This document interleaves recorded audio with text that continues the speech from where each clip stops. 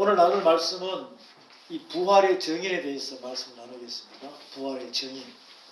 이 부활의 정인은 바로 어느 누가 다른 특정한 사람이 만이 부활의 정인이 아니라 바로 이 말씀을 듣는 여러분이 이 부활의 정인이 되라라고 이렇게 말씀을 하고 계세요.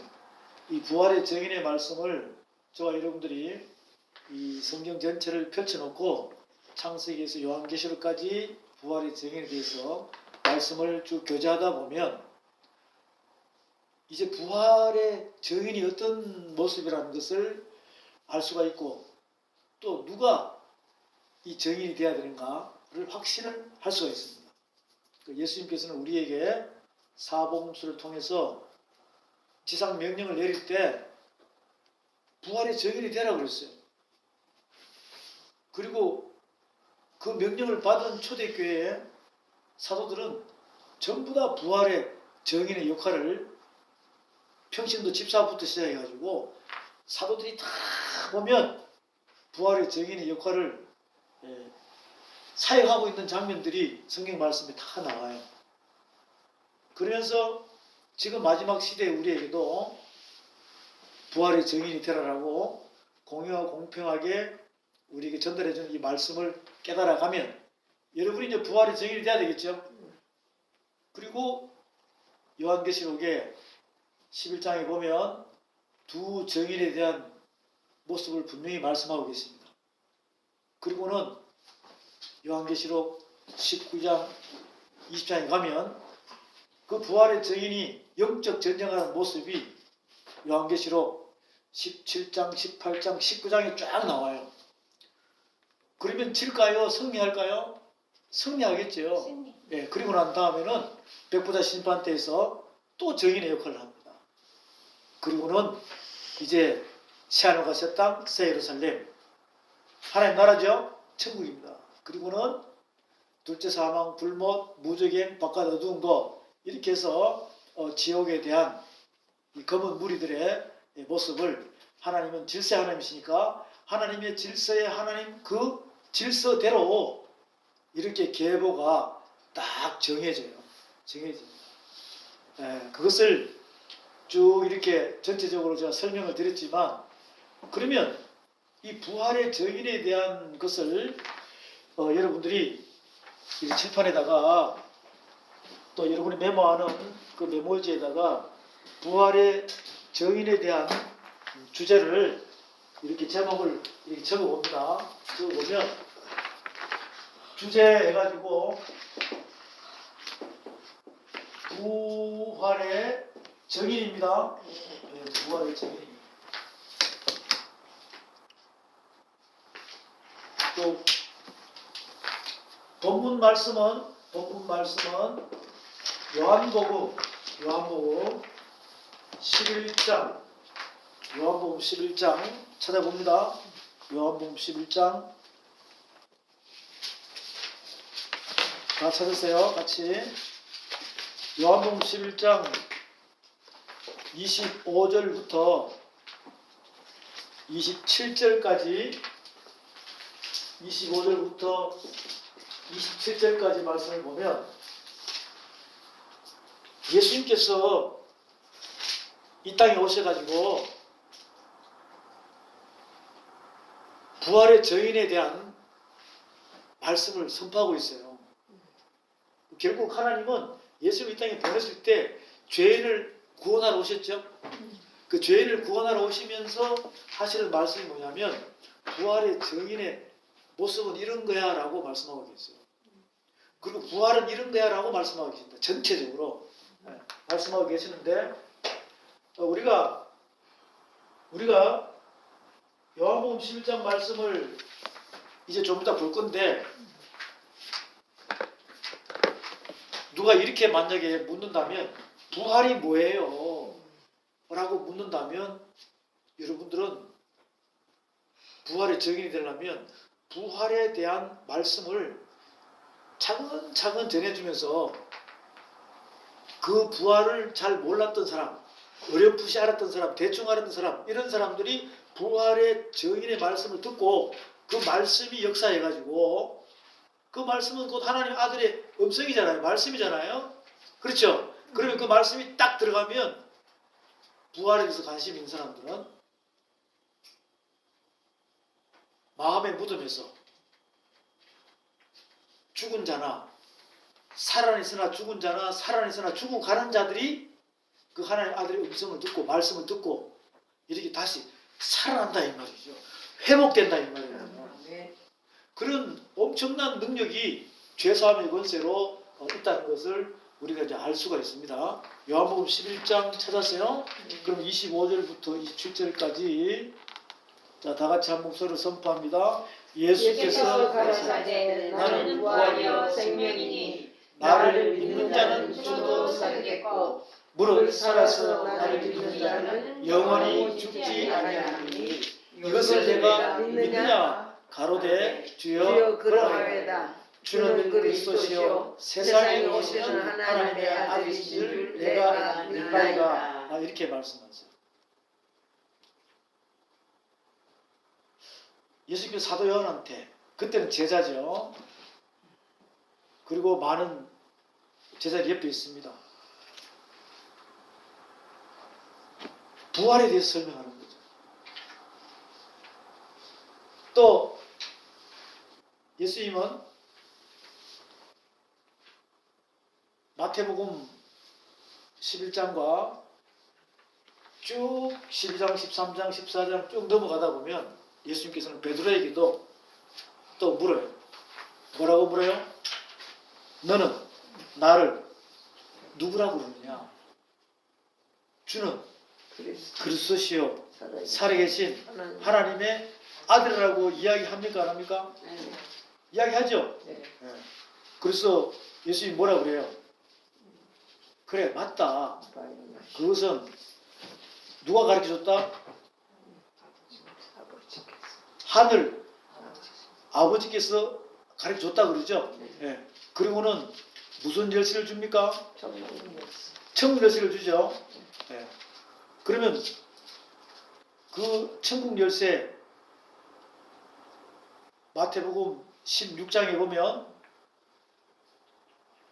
내 반석 위에 내 교회를 세우리니 음부의 권세가 이긴다 못 이긴다? 못 이긴다라고 마태복음 16장에서 쭉 상세하게 설명을 하고 있습니다. 지금 사도 요한에게 부활에 대한 설명을 하는 거나 똑같은 상황을 지금 설명하고 있어요. 있는데 요 요한복음 11장 말씀을 여러분들이 다시 한 번 더 이렇게 잘 집중해서 조명을 해보기 바라는데 그 예수께서 가라사대 나는 부활이요 뭐라 그래요? 생명이라고 그랬어요. 그러면 죽었다가 뭐 하는 거죠? 살아났다 이 말이죠. 근데 이때 당시에는 예수님이 살아계실 때잖아요. 살아계실 때죠. 예. 그러면서 이제 이렇게 이야기합니다. 뭐라 그러냐면 나를 믿는 자는 뭐 하겠고? 죽어도 살겠고 또 무릇 살아서 나를 믿는 자는 영원히 죽지 아니하리니 이것을 믿느냐 그랬어요. 자, 그동안 이 부활에 대해서 교제를 해봤잖아요. 제일 첫 번째 잘 보세요. 나를 믿는 자는 뭐 하겠고? 죽어도 살겠고 이렇게 얘기했어요. 그러면 예수님을 믿어요. 십자가에 같이 못 박혔죠. 그 죽었다가 살아났다 이 말이죠. 구원받았다 이 말이에요. 그럼 첫째 부활이죠. 맞습니까? 그러면 이것을 그대로 말씀과 함께 믿음과 행함으로 더 이상 죄짓지 않고 계속 완성이 되어가면 무릇 살아서 나를 믿는 자는 영원히 살리라. 지금 첫째 부활에 대한 설명을 하고 있어요. 이해되시면 아멘. 그런데 나를 믿는 자는 죽어도 살겠고 해가지고 그대로 죽어버리면 첫째 부활이에요? 둘째 부활이에요? 둘째 부활이죠? 네. 둘째 부활이에요? 그러니까 여기서 말씀드리는 것은 뭐냐면 첫째 부활은 이렇고 둘째 부활은 이렇다라고 설명하고 있다는 것이죠. 이해됐습니까? 네. 요한복음 11장 25절에서 27절까지 있는 말씀은 첫째 부활과 몇째 부활요? 둘째 부활에 대해서 설명을 하고 있습니다. 네. 25절이 자, 여러분들은 예수께서 가라사대 나는 부활이요 생명이니 나를 믿는 자는 죽어도 뭐하겠고 살겠고 몇째 부활? 첫째 부활. 네. 그런데 그것을 그대로 말씀을 믿음과 행함으로 더 이상 죄지지 않고 그 예수 십자가에 구원 받았으니까 더 이상 죄지지 않고 그대로 믿음 소망 사랑으로 신령한 저절을 묻고 죽을 묻고 밥을 묻고 단단한 신분을 묻고 그대로 완성이 되면 무릇 살아서 나를 믿는 자는 영원히 죽지 아니하리니 이렇게 말씀합니다. 네. 이게 영생이잖아요. 예. 그러면 사실은 첫째 부활에 대해서 다 설명을 하는 거예요. 하는데 예수 믿고 구원받고 난 뒤에 그냥 대충 믿다가 죽어버리면 몇째 부활이다? 둘째 부활이다. 둘째 부활이다. 예, 첫째 사망 들어서 둘째 부활 되죠? 네. 자, 이렇게 이제 깊이 있는 것을 생각을 하시라고요. 생각을 하십니다. 그럼 예수님이 지금 말씀하시는 것은 첫째 부활에 대해서 설명하고 있죠. 네. 첫째 부활에 대해서 네. 다시 봅니다. 나를 믿는 자는 뭐 하겠고 죽어도 살겠고 나중에 십자가 사건 때 네. 그래서 무릇 살았어. 나를 믿는 자는 뭐 하리라? 영원히 살리라. 죽지 아니할. 그러니까 다시 한 번 더 성령 해방기에 들어가지 않고 계속해서 믿음, 소망, 사랑으로 완성이 되면 네. 영생한다 이거 아닙니까? 네. 지금 그 설명을 하고 있는 거죠. 근데 우리가 성경 말씀에 보니까 첫째 부활이 있으면 몇째 부활이 있어요? 둘째. 또 첫째 사망이 있으면 둘째 사망이 있다 이 말이죠. 네. 그 여기에 25절부터 26절 사이에 첫째 부활과 둘째 부활과 또 첫째 사망과 둘째 사망이 다 이 속에 내포가 되어 있다. 이렇게 생각하면 되겠습니다. 목사님, 나를 믿는 자는 죽어도 살겠고 이 말이 둘째 부활 아닌가요? 죽었지만 배의 심판 때 나중에 이제 끊으면 그렇게 되는데 지금 현재 이 말씀은 통으로 보면 우리가 예수 십자가 사건 전이잖아요. 그리고 예수 믿기 전에 우리가 예수를 믿으면 네. 죽었다가 살아났죠. 그렇죠. 그게 무슨 부활이에요? 첫째 부활이죠. 네. 그 이것을 잘 그대로 더 이상 죄지지 않고 계속 믿음, 소망, 사랑으로 젖 묻고 죽 묻고 단단한 신물까지 완성이 되면 첫째 부활이 그대로 완성되죠. 네. 그러니까 무릇 살아서 나를 믿는 자는 영원히 죽지 아니하리니 이렇게 하나로 했는데 네. 만약에 예수 믿고 구원받고 무릇 살아서 믿다가 죽어도 살겠고 살았잖아요. 네. 믿었으니까 예수님과 함께 십자가에 못 박히고 죽었다 살아났다. 네. 그리고는 죽어버리면 완성이 안 되고 죽어버리면 몇째 부활이에요? 둘째. 둘째 부활이죠. 그렇죠. 그러니까 그 말씀을 여러분이 이제 통으로 하나를 보지만 예수님이 하실 말씀은 뭐냐면 첫째 부활이 있으면 몇째 부활이 있다? 둘째. 둘째 부활이 있다. 또 첫째 사망이 있으면 둘째 사망이 있다. 왜? 믿다가 죽으면 무슨 사망이에요? 첫째 사망이죠. 지금 그 설명을 하고 있는 거죠. 네. 그 요 25절과 26절 안에는 요게 다 들어있다 이 말이죠. 네. 자, 다시 한 번 더 요한복음 11장 25절 26절부터 27절 시작. 예수께서 가라사대. 나는 자, 다시 시작. 예수께서 가라사대 나는 부활이요 생명이니 나를 믿는 자는 죽어도 살겠고 무릇 살아서 나를 믿는 자는 영원히 죽지 아니하니 이것을 네가 믿느냐. 자, 이렇게 설명하는 것은 요한계시록에 가면 계시록 20장부터 첫째 부활과 둘째 사망에 대해 설명합니까? 안 합니까?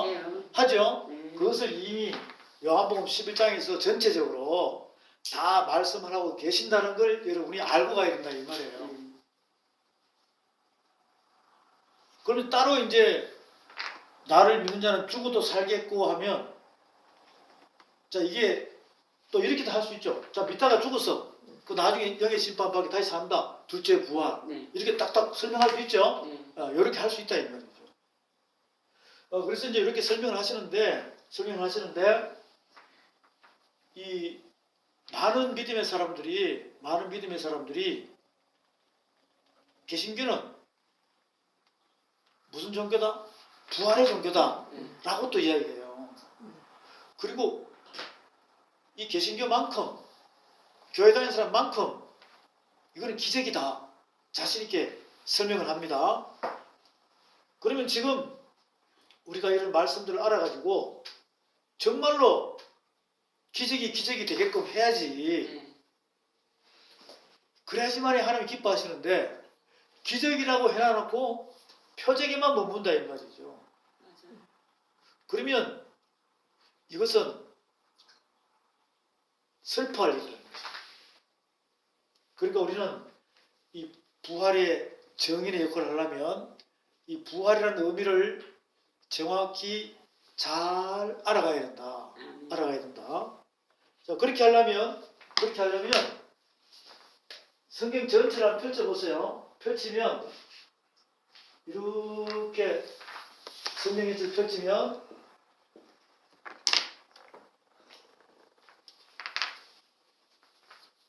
창세기부터 출애굽기, 레위기, 민수기, 신명기, 그리고는 말라기. 지금 이렇게 말씀을 교제할 때마다 이렇게 펼쳐요.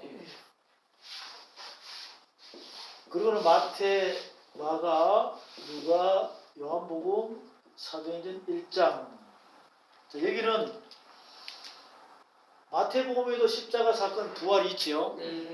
마가복음은요, 있어요. 누가복음도, 요한복음도 이제 사도행전 1장에서 마무리를 합니다. 그 마태, 마가, 누가, 요한복음, 사도행전 1장까지는 십자가 사건과 부활, 성천까지 이렇게 사복음서 뒤쪽 면에 보면 쭉 나옵니다. 이것을 여러분들이 자세히 알아야 돼요. 자세히 알아야 됩니다. 그리고는 십자가 사건은 며칠 만에 끝나죠? 사흘 만에. 그리고 부활 후 며칠 복음을 전합니까? 40일 복음을 전해요. 그 성천하시기 전에 40일 복음을 전하면서 지상 명령을 내리시죠. 그렇죠? 지상 명령을 내릴 때 너희들은 뭐가 되라? 부활의 증인이 되라 이렇게 말씀하세요. 왜? 이게 기적이니까. 부활이 기적입니다. 그 기적의 증인이 되라. 이렇게 해서 말씀하시고 하늘로 구름 속으로 들어가시죠? 네, 승천하신다 이 말이에요. 자, 그러니까 그러면 사복음서 안에서 이루어지는 이 말씀들을 여러분들이 정확히 깨달을 수 있어야 돼요. 사복음서 안에서. 근데 이게 정확하게 내 육의 신비 안에 있으니까 여기 있는 이 유괴신비 안에 있는 메시지가 이렇게 환상으로 내 얼굴에 있죠. 눈에 선하게 나타나야 돼요. 그러다 보면 거기 안에 있는 내용들이 어떠한 내용들이 있는가 이것을 여러분이 알고 있어야 되는데 너무 부활에 대해서 그냥 대충 넘어가다 보니까 이게 자세히 모르고 있는 거예요. 모르고 있다. 그 모르고 있는 상태에서는 이 부활의 증인이 될 수가 없습니다. 그 여기서부터 말씀이 촥촥촥촥 열려야 무슨 역할을 할 수 있어요? 이 증인 역할을 할 수 있다. 증인 역할을 할 수 있다. 하나님께서 구약에 있는 선지자들에게도 전부 다 하나님의 증인이 됐잖아요. 하나님의 기름 부음을 받은 왕이나 제사장이나 선지자는 하나님의 만왕에 하신 하나님의 창조주 하나님의 다 증인 역할을 했어 안 했어요? 다 했죠? 다 증인 역할을 한 거예요. 한 것이니까 그 중에서 우리가 이사야 선지자에 대한 말씀을 이사야 43장에 가서 한번 보겠습니다. 이사야 43장에 구약으로 가서 이사야서 43장에 가서 말씀을 자세히 보겠습니다.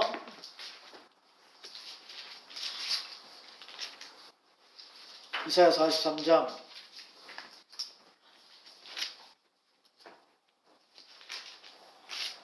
야곱아 너를 창조하신 여호와께서 이제 말씀하시니라. 이스라엘아 너를 조성하신 자가 이제 말씀하시니라. 너는 두려워 말라. 내가 너를 구속하였고 내가 너를 지명하여 불렀나니 너는 내 것이라. 내가 물 가운데로 지날 때에 내가 함께할 것이라. 강을 건널 때에 물이 너를 침몰치 못할 것이며 내가 불 가운데로 행할 때에 타지도 않을 것이요 불꽃이 너를 사르지도 못하리니. 이 지금 물 가운데로 홍해바다 건넜어요. 강 건너 요단강입니다. 불 가운데 다니엘과 셋째주가 풀문불에 들어갔죠. 자, 이런 설명을 쭉 하시면서 대전하는 여호와 내 하나님이요 이스라엘의 거룩한 자여 내 구원자이니라. 내가 애굽을 너의 속량물로 구수와 스바를 너의 대신으로 주었노라. 내가 너를 보배롭고 존귀하게 우리 인사했죠. 여기고 너를 사랑하였은즉 내가 사람들을 주어 너를 바꾸며 백성들로 내 생명을 대신하리니 두려워 말라. 내가 너와 함께한다. 이렇게 쭉 말씀하세요. 그리고는 이제 8절부터 보면 8절부터 자 이종희님 선포해 보세요. 눈이 있어도 소경이요 귀가 있어도 기머거린 백성을 이끌어내라. 열방은 모였으며 민족들이 회집하였은들 그들 중에 누가 능히 이 일을 고하며 이전 일을 우리에게 보이겠느냐. 그들로 증인을 세워서 자, 뭘 세운다는 거예요? 정의를 세운다는 거죠. 또 그들로 증인을 세워서 자기의 옳음을 나타내어 듣는 자들로 옳다 말하게 하라. 나 여호와가 말하노라. 너희는 나의 증인 나의 종으로 택함을 입었나니 이는 너희로 나를 알고 믿으며 내가 그인 줄 깨닫게 하려 함이라. 나의 전에 지음을 받은 시인이 없었느니라. 나의 후회도 없느니라. 나는 여호와라. 나 외에 구원자가 없느니라. 내가 구하였으며 보고 보였고 너희 중에 다른 신이 없었나니 그러므로 너희는 나의 증인이요 나는 하나님이니라. 여호와의 말이니라. 13절 과연 태초로부터 나는 그니 내 손에서 능히 건질 자가 없도다. 내가 행하리니 누가 막으려. 다 너희 구속자. 우리를 딱 너는 내 것이라고 딱 구속하셨고 그리고 두려워 말라. 내가 너와 함께한다. 너는 나의 뭐라? 정의라고 그러잖아요. 여러분 확인했죠? 네. 그래서 하나님께서는 구약시대에 네. 왕이나 제사장 선지자 즉 하나님께서 지명하고 택한 자에게는 기름을 부어가지고 너는 누구 것이다? 내 것이라고. 자, 그 중에 또 한 분이 예수님이세요. 그래서 예수님이 오셔가지고 이 기상 명령을 내리면서 이 부활의 정인 역할을 하라라고 이렇게 말씀하세요. 말씀하십니다. 그러면 이제 여러분들이 하나님께서 왜 이사야에게 정인 역할을 했을까? 이걸 이제 왕정 시대의 말씀을 교제하다 보면 좀 더 깊이 있게 알 수가 있습니다. 이제 정인이라는 의미를 알겠죠? 네. 뭐예요? 하나님의 뜻을 그대로 실천. 전달하는 거죠. 네. 하나님의 뜻을 그대로 전달하는 게 정인이에요. 네. 그것을 성경에서는 또 다른 단어로 청직이라고 합니다. 말씀 창고의 청직이에요. 예. 이 부활의 정인의 말씀을 계속 하시면서 이제 사복음서로 들어오면 마태, 마가, 누가, 요한복음에도 보면 십자가 사건, 부활, 지상명령, 그 다음에는 성처. 그렇죠. 자, 이것을 마태복음 끝부분, 마가복음 끝부분, 누가복음 끝부분, 요한복음 끝부분에 보게 되면 사도행전 1장까지 보게 되면 거기에 부활하신 주님을 만나는 사람들이 나와요? 나오죠? 그러면 부활하신 주님을 만나는 사람들을 여러분이 만나봐야 돼요. 맞나? 만나봐야 돼요. 네. 만나본 적 있어요? 있어요? 부활하신 주님을 만난 사람을 만나? 여러분이 만난 적이 있냐고? 없어요. 없어요? 말씀. 말씀으로 만난 적이 있냐고? 네. 있어요? 누구 만났어요? 만난 적이 있냐고 있다 해서 물어보니까 대답을 안 하면 만났는지 안 만났는지 여기 들어가면 나온다니까. 여기 들어가면 마태복음 끝에, 마가복음 끝에, 누가복음 끝에 들어가면 십자가 사건과 부활 성전에 보면은 부활하신 주님을 그 부활하기 전에 만난 사람들 많이 있어요. 네. 네. 근데 부활하고 난 다음에 십자가 사건 전에 만난 사람 많이 있다니까, 예수님을. 근데 부활하시고 난 다음에 예수님을 만난 사람은 별로 없어. 그것을 우리가 알아야 돼. 그것을 여러분이 알면은 여러분이 부활하신 주님을 만난 거랑 똑같아. 아멘. 왜 그 사람들이 설명을 하고 있잖아요. 나는 내가 이렇게 되었으니까 누굴 만났다. 부활하신 주님을 만났다. 자, 이제 힌트 받았죠? 네. 그러면 이걸 그냥 넘어가야 돼. 읽어봐야 돼요. 읽어봐야 돼. 그러면 여러분 자세히 관심 가지고 읽어보면 아, 그렇구나. 이런 사람들이 부활하신 주님을 만나는구나. 자, 그러면 이제 여러분은 부활하신 주님을 만나는 게 좋습니까? 성령님을 만나는 게 좋습니까? 그 주님이 성령님. 그분이니까. 성령님 많다면. 네. 그런데 그것을 또 사도 요한이가 요한계시록 1장에서 요한계시록 몇 장이요? 1장. 요한계시록 1장에서 사도 요한께서 만왕의 왕으로 왕 같은 제사장의 모습으로 바뀐 인자 같은 그분을 만나잖아요. 네. 그 상세히 나와 있죠? 네. 계시록 1장에 여기 봅니다. 머리는 뭐 같고 흰 양털. 피기가 흰 양털 같고 눈은 불꽃. 빛난. 이제 안 보고 할 수 없나요? 네. 발은 흉무에 달려는 주석 같고 주석 같고. 입에는 입에는 날숨. 말씀을. 하여튼 다 알죠? 다 아는데 날씨가 추워서 잘 안 나오니까. 요한계시록 몇 장이요?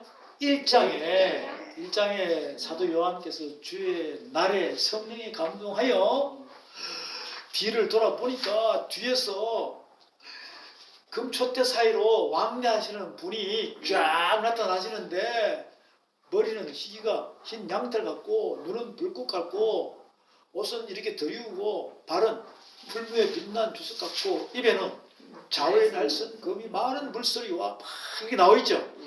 그분을 딱 만나니까 탁 손으로 사도 요한에게 얹어버리니까 말씀으로 안수하니까 사도 요한은 죽은 자같이 된다고 그랬죠.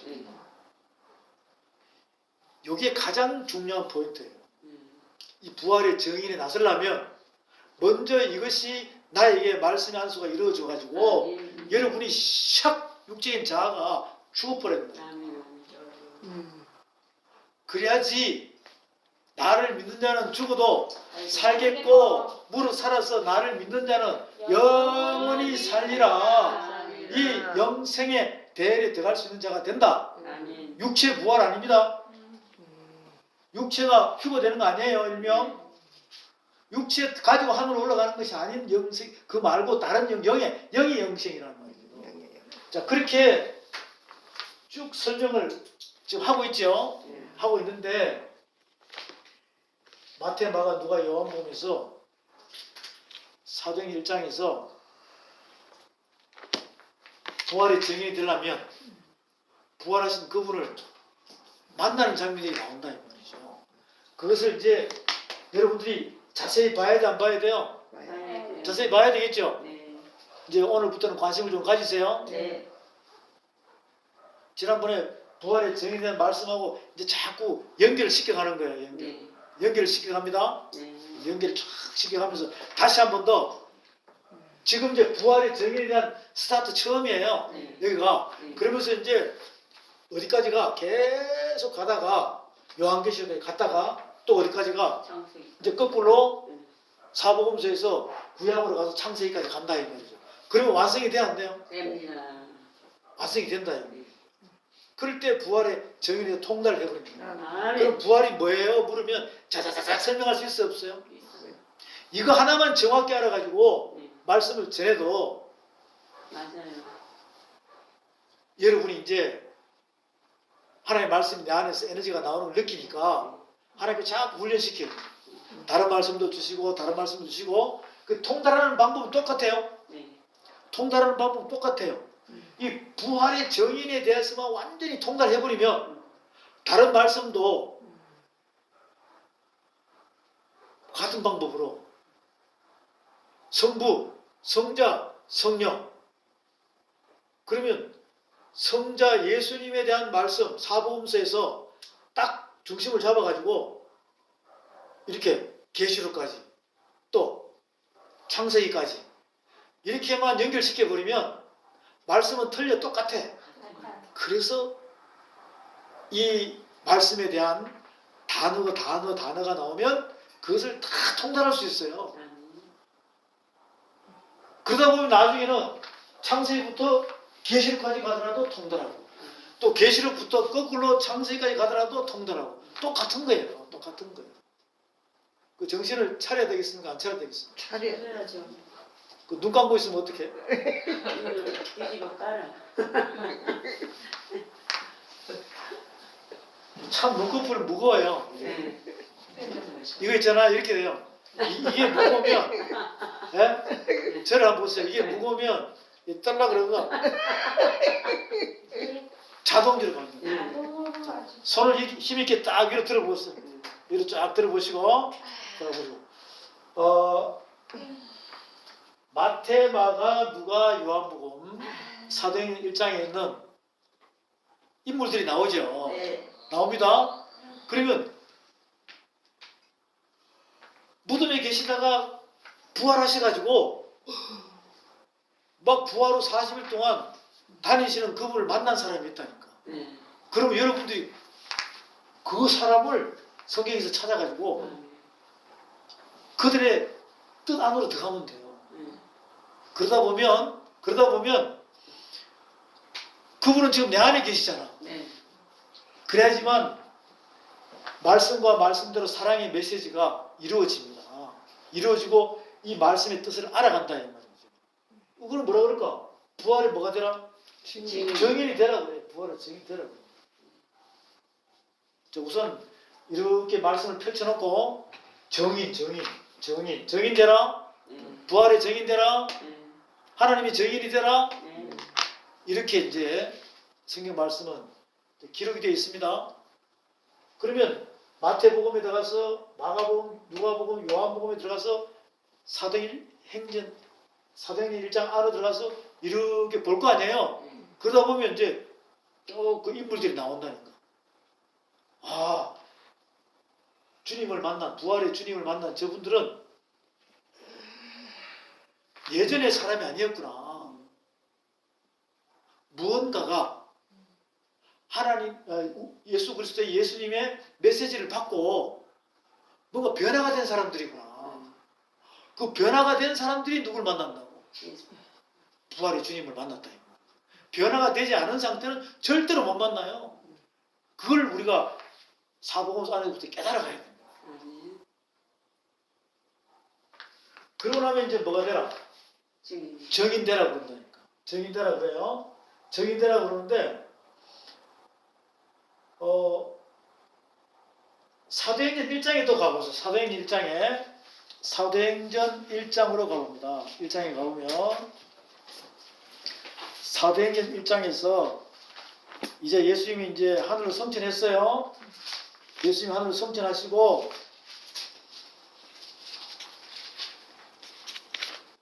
그러면 예수님의 제자가 몇 명이죠? 열두 제자. 성천하시고 난 다음에는 예수님의 제자가 몇 명이냐고? 11명이죠? 네. 원래는 몇 명인데? 그 여러분들 예수님의 12제자 이름 시작하면 100점 맞을 수 있어요? 못 맞아요. 이게 문제라고. 12아들 시작하면 12지파 시작하면 12제자 시작하면 12사도 시작하면 이게 다 100점 맞아야 돼요. 왜 그럴까? 족보. 여러분들이 24보좌에서 심판하는 권세를 가지려면 12라는 의미가 딱 12명의 의미를 이야기하는 거 아니라 이것은 하나님의 말씀을 통달한 자를 설명하는 거예요.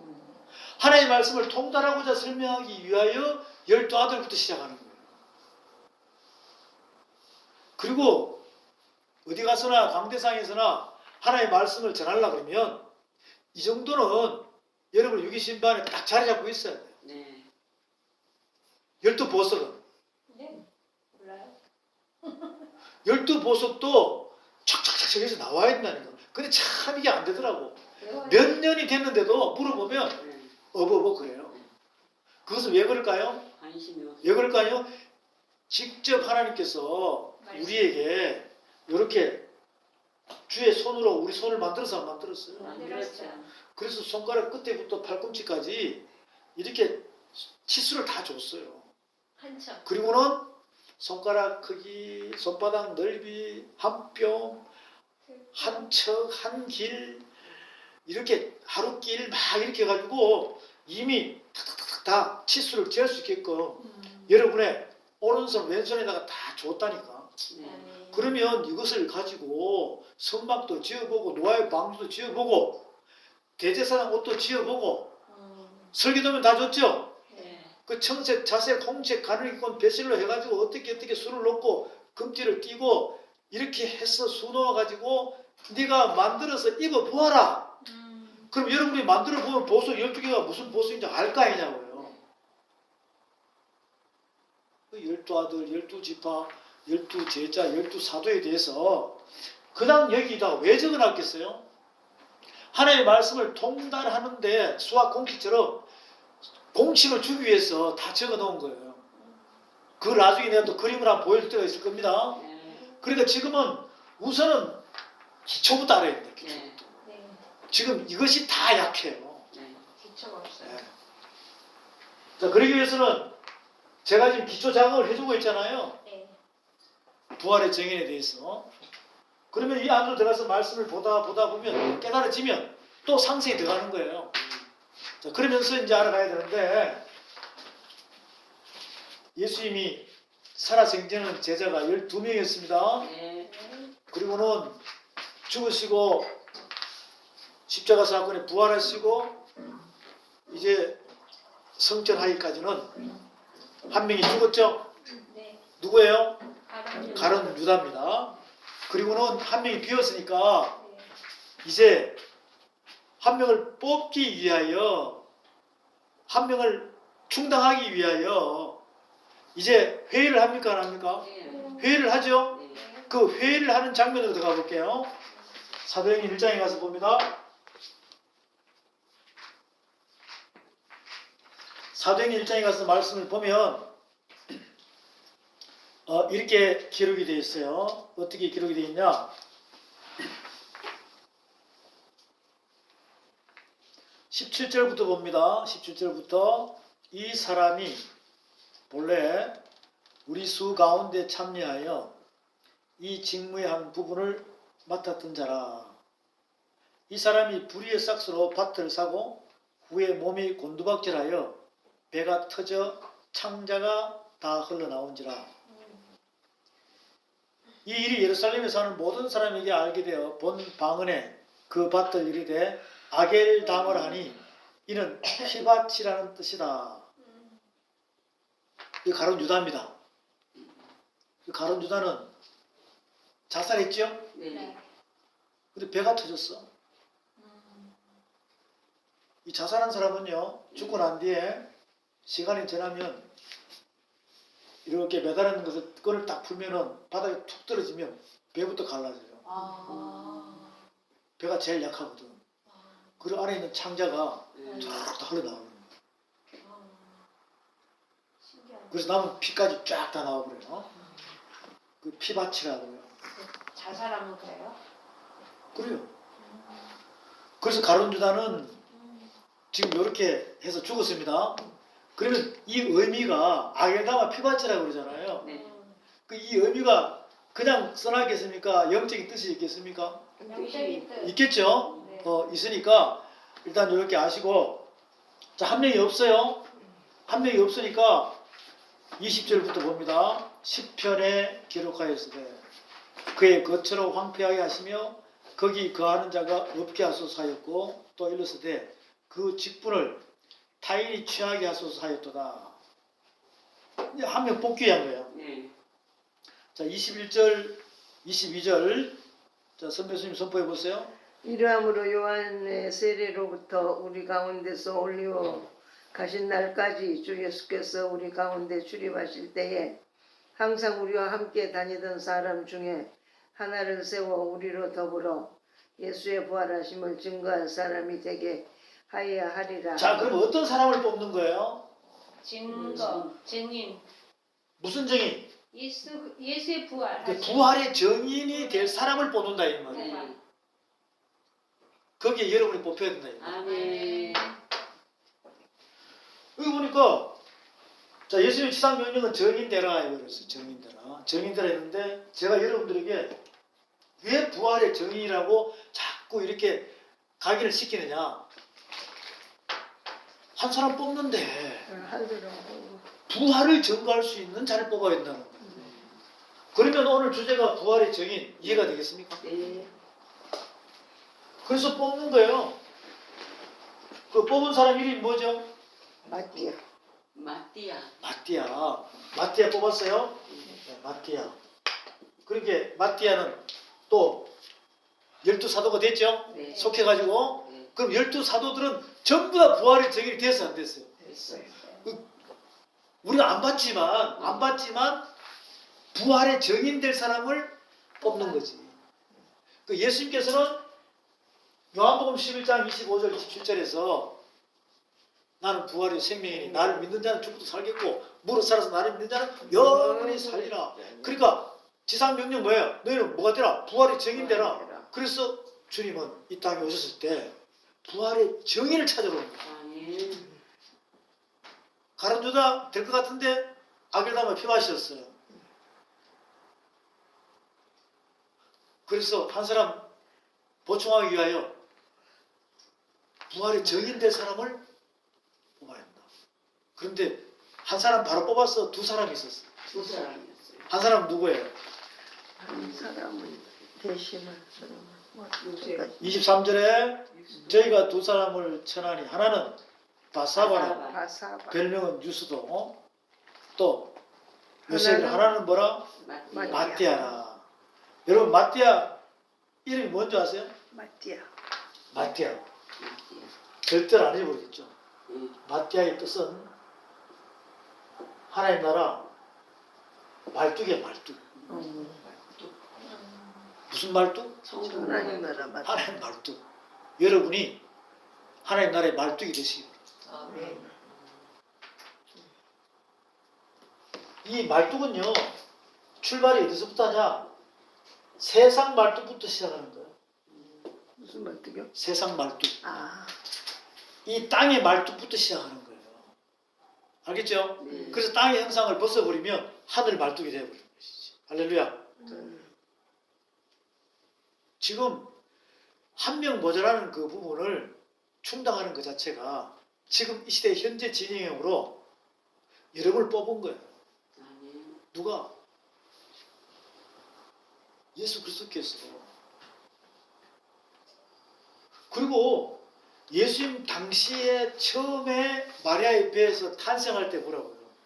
마리아의 배에서 탄생할 때 보면 그 시대, 구약 시대에 여인들은, 처녀들은 소망이 있다니까. 그 소망이 뭐냐? 메시아를 잉태하는 거예요. 수많은 처녀가 많았겠죠. 그 중에 누가? 마리아가 당첨됐다니까. 성령으로 뭐 했어요? 잉태했다 이 말이죠. 그러면 이제 이렇게 익셉트 해가지고 지금 이 땅에 약 78억이 있어요. 거기에 성령으로 여러분이 잉태해가지고 거듭나버렸잖아. 아멘. 그럼 여러분 당첨됐어 안 됐어요? 됐어. 그럼 무슨 증인이 돼야 돼? 지금 부활이. 부활의 증인이 돼야 돼. 부활의 증인이 돼야 돼. 자, 이렇게 사도행전은 시작합니다. 이렇게 사도행전은 시작을 해요. 네. 자, 시작을 하는데 사도행전 1장 몇 절이죠? 21절과 22절입니다. 21절과 22절 적었어요. 사도행전 1장 몇 절요? 21절과 22절이죠? 네, 22절. 다시 한 번 더 선배님 선포합니다. 21절과 22절. 이러함으로 요한의 세례로부터 우리 가운데서 올려 가신 날까지 주 예수께서 우리 가운데 출입하실 때에 항상 우리와 함께 다니던 사람 중에 하나를 세워 우리로 더불어 예수의 부활하심을 증거한 사람이 되게 하여야 하리라 하거늘. 그래서 누구 뽑았어요? 마띠아 뽑았다는 말이죠. 예, 부활의 증인으로. 그때 당시에 보면 딱 12명 제자만 있은 게 아니라 계속 말씀을 들은 자가 있을 거 아닙니까? 따라. 그렇죠? 네. 12라고 하면 딱 12명이 아니라는 네. 말이죠. 하나님의 말씀을, 예수님을 따라다니는 사람이 많다는 거 아니냐고. 네. 그 중에서 뽑힌 거야. 네. 여러분이 뽑혔다니까요, 지금. 아멘. 아니, 이거 기쁘지 않아요? 뭐야 기뻐. 천국 말뚝이 되시기 바랍니다. 아멘. 근데 또 세상 말뚝으로 자리 잡으면 안 돼요. 안 돼. 이런 상황을 보면 아 그렇구나 내가 뽑혔네. 아 여기 이사야 43장에 내가 너를 내 것으로 만들었다. 너는 누구 것이다? 내 것이다 내 그러잖아요. 것이다. 그 너는 하나님의 이 정인이 돼야 돼. 이렇게 말씀이 정인 말씀이 계속 내려옵니다. 근데 예수님께 와가지고 딱 보니까 또 그렇네. 이렇게 해서 이제 부활의 정인의 지상 명령을 받은 그들이 이제 사역을 하러 나간다 이 말이죠. 사역을 하러 나가는데 딴 소리 안 해요. 다른 소리 안 한다니까. 우리가 부활의 정인의 노릇을 해야 된다고 설명하고 있습니다. 사도행전 2장에 봅니다. 사도행전 2장에 말씀을 보면 이제 오순절날 마가다락방에 성령이 임했죠. 그러면서 이제 많은 120문도부터 시작해서 500년 행제 점점 많은 사람이 성령을 받았어요. 그리고는 점점점 어디까지? 사마리아와 땅 끝까지 흘러가지고 여기까지 왔다 이 말이죠. 여기까지 왔어요. 네.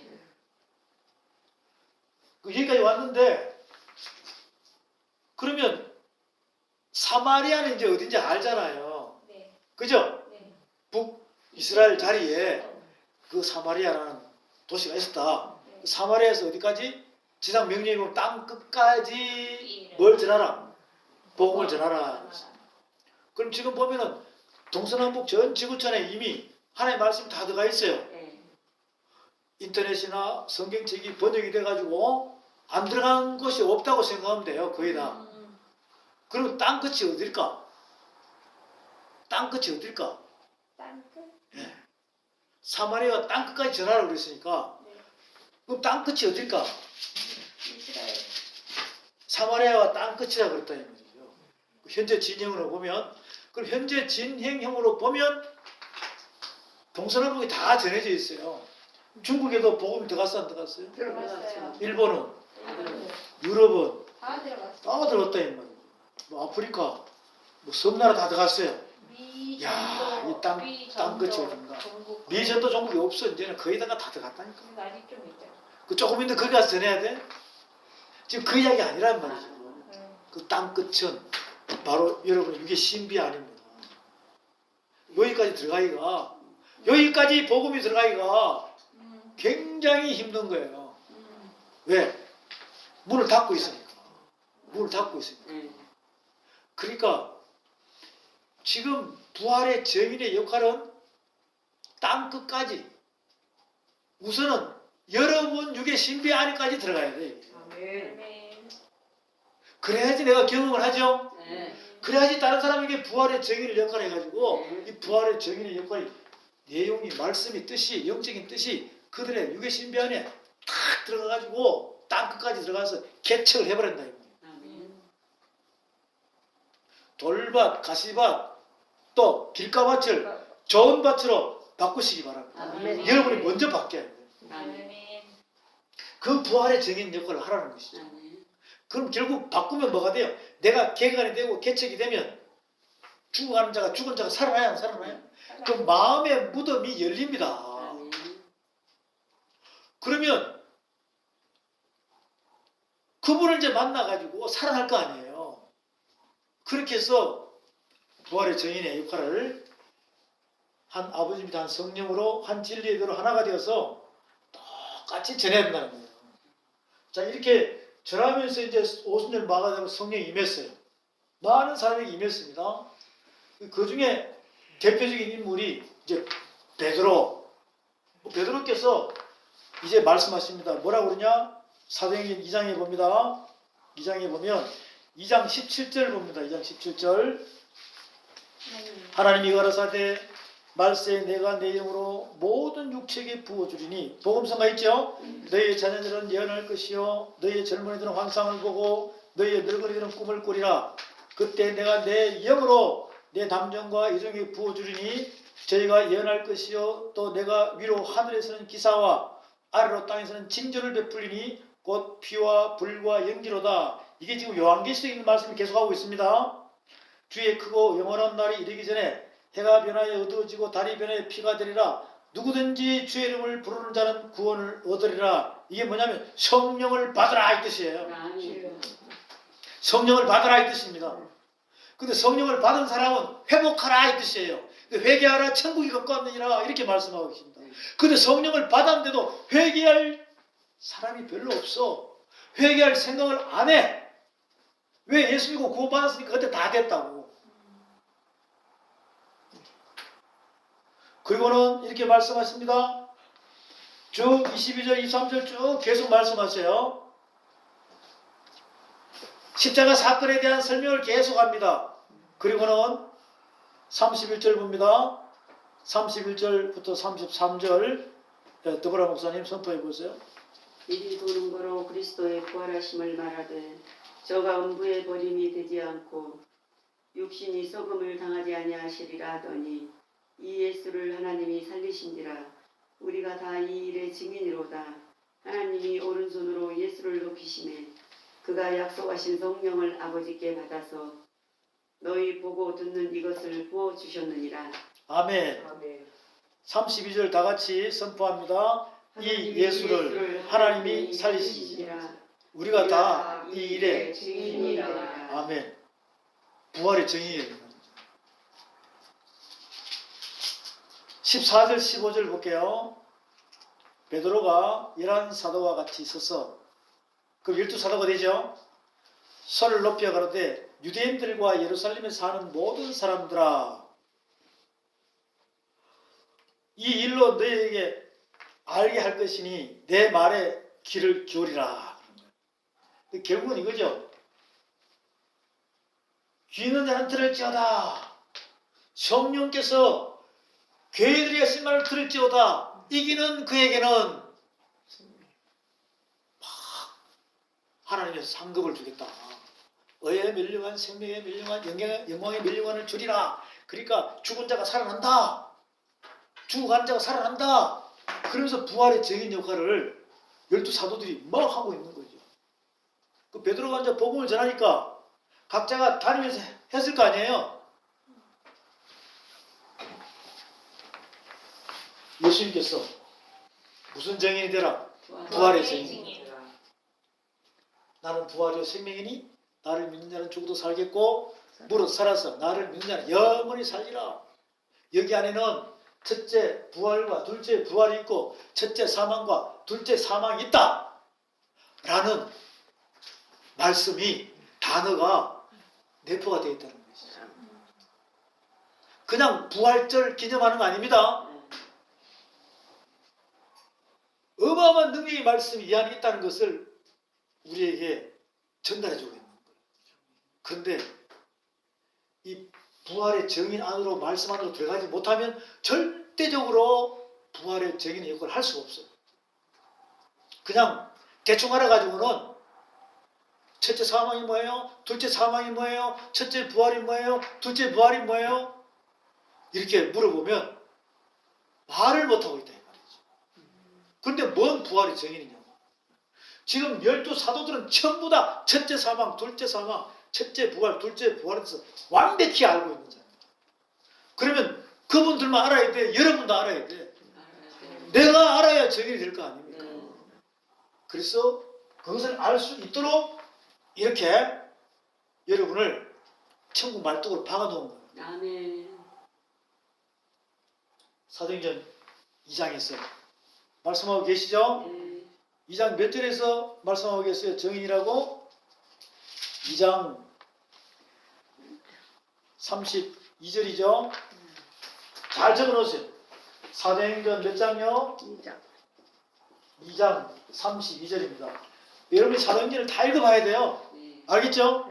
사도행전 1장, 2장, 3장, 4장, 5장, 6장, 7장, 8장, 9장, 10장, 11장, 12장, 13장 쭉 해가지고 22장, 막 26장 이렇게 전체를 다 보면 거기에 베드로도 그랬고 사도 요한도 바울께서도 우리는 또 스데반 집사도 우리는 하나님의 부활의 증인이 되어야 한다.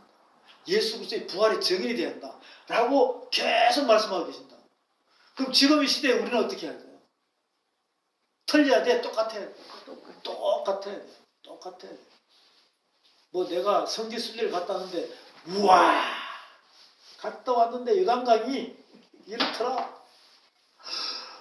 와